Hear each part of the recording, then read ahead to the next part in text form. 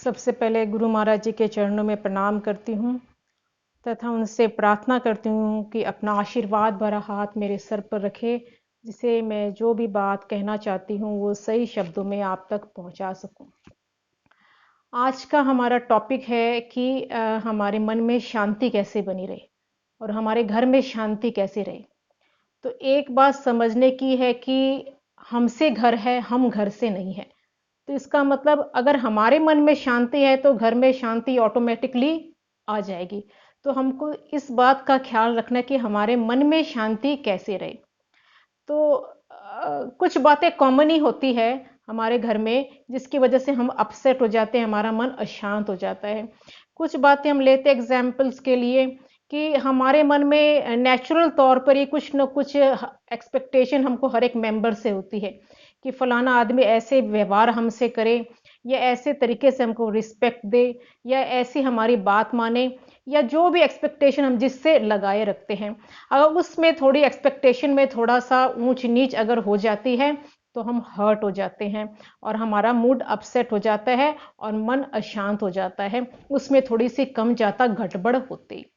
और सेकेंडली ऐसा भी होता है कि परमात्मा की तरफ से ही ऐसे हमारे संस्कार बने हुए हैं कि ऐसे हमारे कुछ संस्कारों को लेकर हम आते हैं कि हमारा हर एक आदमी का कोई भी काम करने का एक सर्टेन तरीका होता है।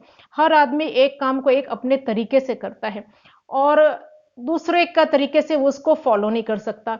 और हम चाहते हैं कि जो काम हम जिस तरीके से करते हैं, सामने वाला भी एक्सपेक्टेशन ऐसी रखते हैं कि सामने वाला भी वो काम उसी तरीके से करे। लेकिन सबका काम करने का तरीका अलग अलग होता है।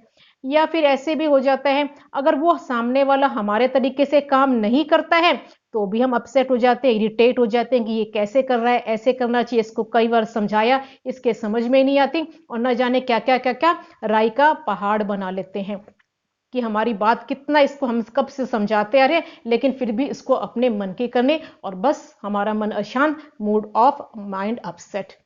और क्या होता है, जनरली ऐसा भी होता है कि हमने कुछ प्लान किया, से फॉर एग्जांपल जैसे कोई सास ने किटी में जाने के लिए प्लान किया कि भाई आज मेरे को शाम को किटी में जाना है, और उसने घर में भी इंफॉर्म कर दिया कि 4 बार घर वालों को भी कह दिया कि आज मैं शाम को मेरे को जाना है, मेरे को जाना है, मेरे को शाम को जाना है, आज मेरा ये प्लान है।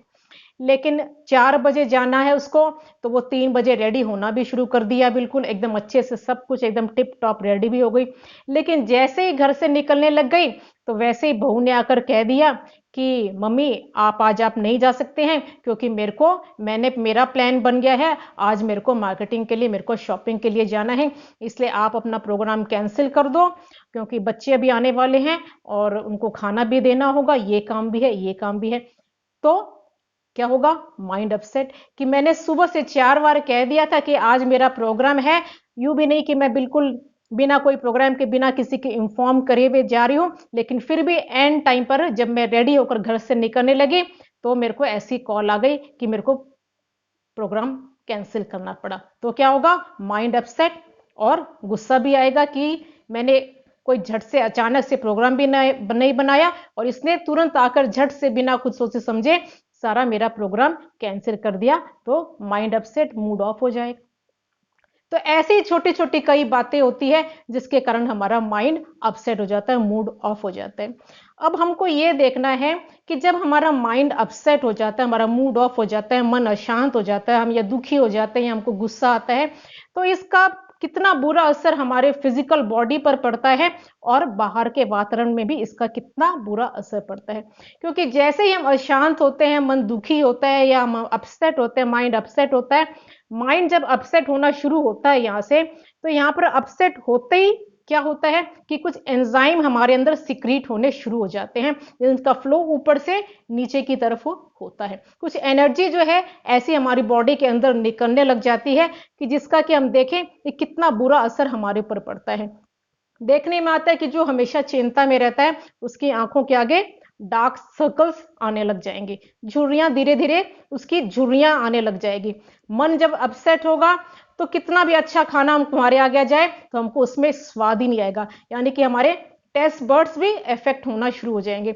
हमको किसी से बोलने का दिल नहीं करेगा, कोई काम हमको करने का दिल नहीं करेगा। और ये इस एंजाइम्स का, इस एनर्जी का ऐसा बुरा असर हमारे ऊपर पड़ता है कि हमारा शुगर, हमारा बीपी भी डिसबैलेंस हो जाएगा। हमारे सारे बॉडी सिस्टम, हमारा डाइजेस्टिव सिस्टम, जितने भी हमारे अंदर सिस्टम है, वो धीरे धीरे धीरे धीरे इफेक्ट होना शुरू हो जाएंगे। यहाँ पर दर्द, यहाँ पर दर्द, किसी भी काम में ना किसी से बात करने को दिल करेगा, ना ही कहीं जाने को दिल करेगा, ना कहीं आए हम, ना कोई आए, ना कहीं जाए। इतना जो है हमारा सब कुछ अंदर से डिसबैलेंस हो जाएगा।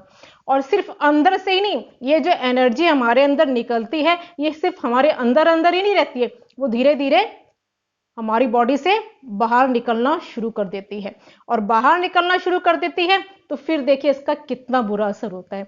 हम जो है, हर कोई जो है जीवन में कुछ ना कुछ, किसी न किसी व्यक्ति को चाहता है अपने जीवन में, या कोई ना कोई व्यक्ति को चाहता है, या कोई ना कोई वस्तु को चाहता है, सुख, समृद्धि और शांति चाहता है।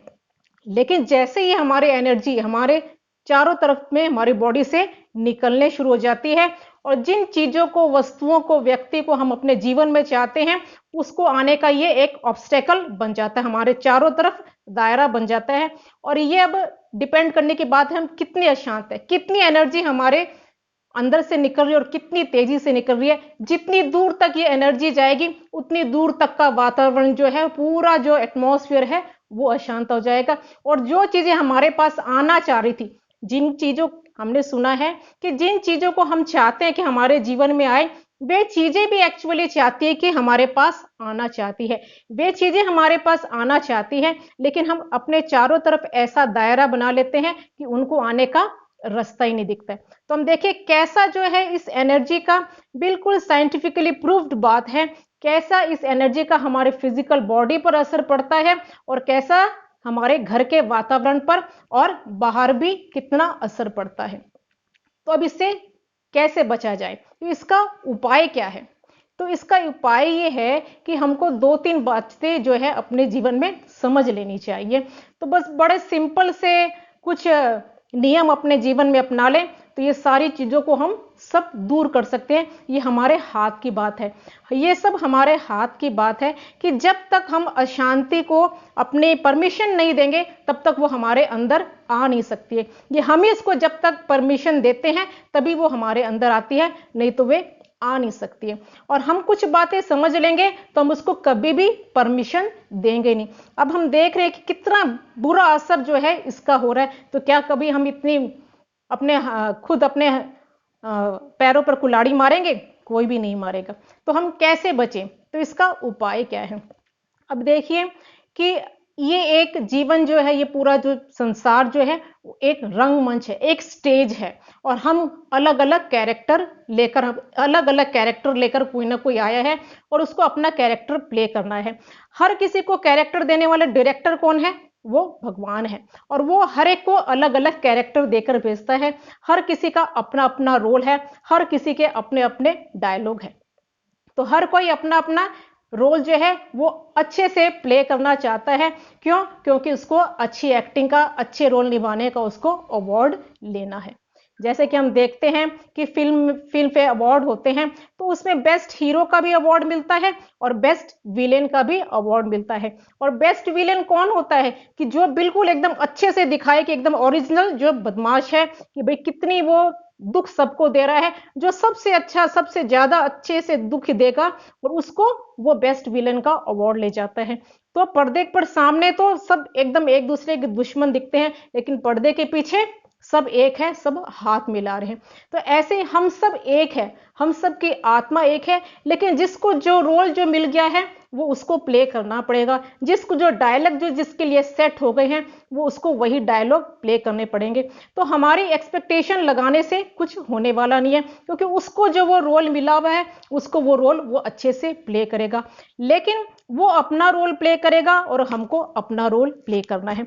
उसकी वजह से हमारे रोल में कोई कमी नहीं आनी चाहिए, क्योंकि वो अगर अपने अच्छा रोल नहीं भी प्ले करेगा तो नुकसान उसी को होने वाला है, उसको बेस्ट एक्टर का अवार्ड नहीं मिलेगा। लेकिन उसके ना करते हुए भी अगर हम अपना रोल अच्छे से प्ले कर रहे हैं तो हम बेस्ट एक्टर का अवार्ड ले जाएंगे। यानी कि जो हमको अच्छाई करते रहने हैं, जो हमारा नेचर है, जो हमारे संस्कार है, उसके हिसाब से हमको व्यवहार करते चलना है।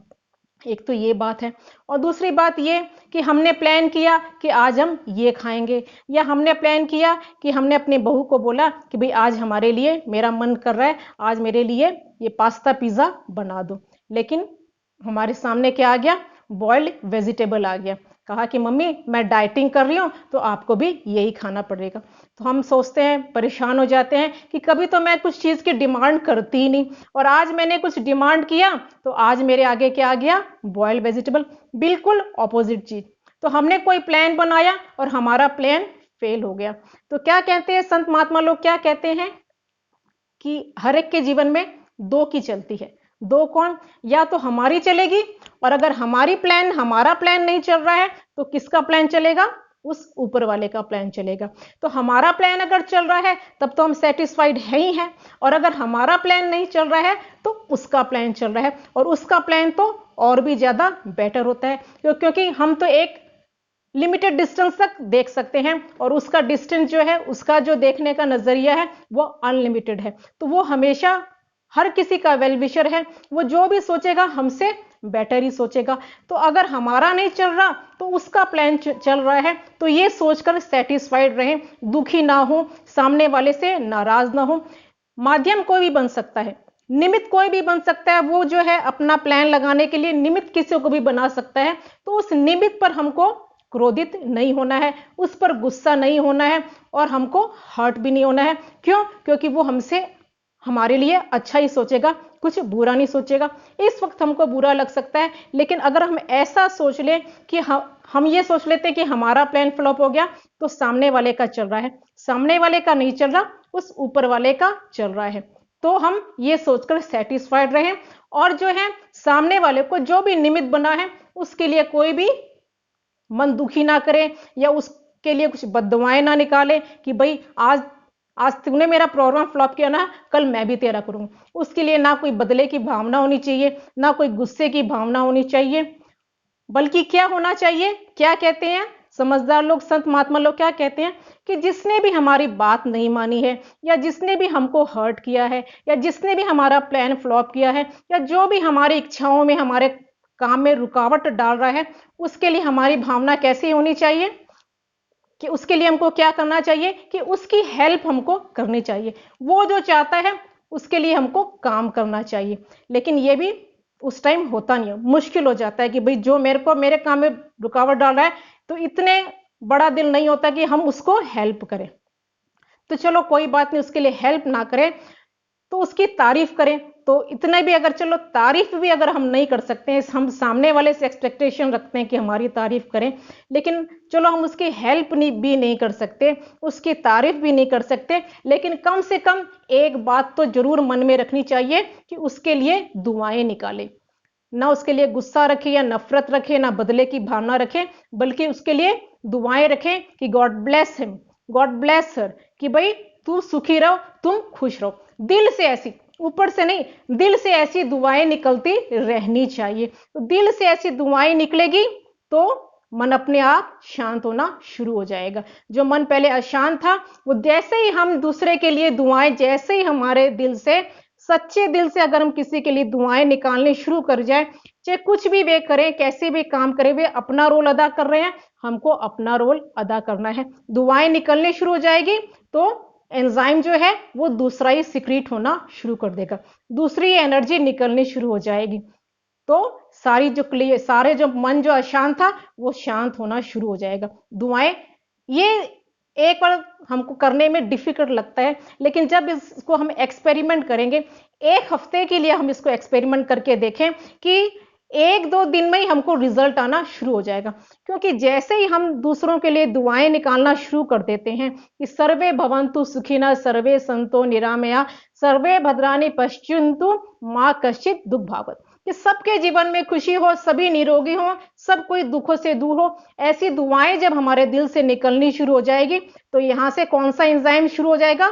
दूसरा एंजाइम सिक्रीट होना शुरू हो जाएगा, दूसरी पॉजिटिव एनर्जी सिक्रीट होनी शुरू हो जाएगी। और उस एनर्जी का क्या रिजल्ट होएगा कि हमारी आंखों में चमक आ जाएगी, झुर्रियां गायब होने शुरू हो जाएगी और डार्क सर्कल सब गायब होने शुरू हो जाएंगे, झाइयां सारी साफ होने शुरू हो जाएगी। मन हमारा दुआएं से दुआएं उसको लगेगी कि नहीं लगेगी, कब लगेगी कब नहीं लगेगी, लेकिन जैसे ही हमारे मन से दुआएं निकलनी शुरू हो जाएगी हमारे मन तो शांत हो जाएगा। और हमारा मन शांत होएगा तो हमारे जितने बॉडी सिस्टम्स हैं, हमारा बीपी भी, शुगर भी चेक करवा के हम देख सकते हैं। अगर किसी ने पहले चेक करवाया और जब हमारा मन ऐसे हो जाता है तो चेक करवा के देख सकते हैं कि सब कुछ बैलेंस होना शुरू हो गया, सारे सिस्टम भी धीरे धीरे बैलेंस होने शुरू हो सकते हैं। कि ध्यान वगैरह जो सिखाते हैं कि मेडिटेशन सेंटर होते हैं, इनमें क्या करते हैं, हमारा मन ही तो शांत करते हैं और मन शांत होने से ऐसी एनर्जी फ्लो होने लगती है कि जो हमारे बॉडी को धीरे धीरे ठीक करना शुरू कर देती है। तो मन शांत करेंगे तो धीरे धीरे हमारी बॉडी के सिस्टम भी ठीक होने लग जाएंगे और वो जो दायरा बन गया था नेगेटिव एनर्जी का, वो दायरा क्या हो जाएगा, पॉजिटिव एनर्जी का दायरा बन जाएगा। और जो चीजें, जो वस्तु, जो परिस्थिति, जो सिचुएशंस हम अपने जीवन में चाहते हैं, जो सुख समृद्धि संपन्नता हम अपने जीवन में चाहते हैं, उसको आने के लिए रास्ता बिल्कुल क्लियर हो जाएगा और वो भागकर हमारे पास आने लग जाएगी। तो हम ये खुद ही एक्सपेरिमेंट करके देख सकते हैं कि हमारे सिचुएशन जो है कैसे घर में शांति आनी शुरू हो गई। जो हम चाहते थे, जो प्लान हमारा 2 दिन पहले फ्लॉप हो गया था, तो बहू आकर खुद ही कहेगी कि माँ जी आप चले जाओ, माँ जी आप ये खा लो। खुद ही एक ऑटोमेटिकली जो है मन में शांति जैसे हमने धारण करनी शुरू कर दी, हमारा एटमॉस्फेयर भी, घरों में भी शांति आ जाएगी। लेकिन शुरुआत कहाँ से करनी है, सामने वाले से नहीं, हमको खुद से शुरुआत करनी है। तो खुद से शुरुआत करेंगे कि बस 1 हफ्ते के लिए एक बार एक्सपेरिमेंट करके देखें, अगर रिजल्ट ना आए तो गारंटीड, तो ये जीवन में अपनाएं तो मन की शांति हमेशा हमारी बनी रहेगी। बोलो श्री प्राणनाथ प्यारे की जय।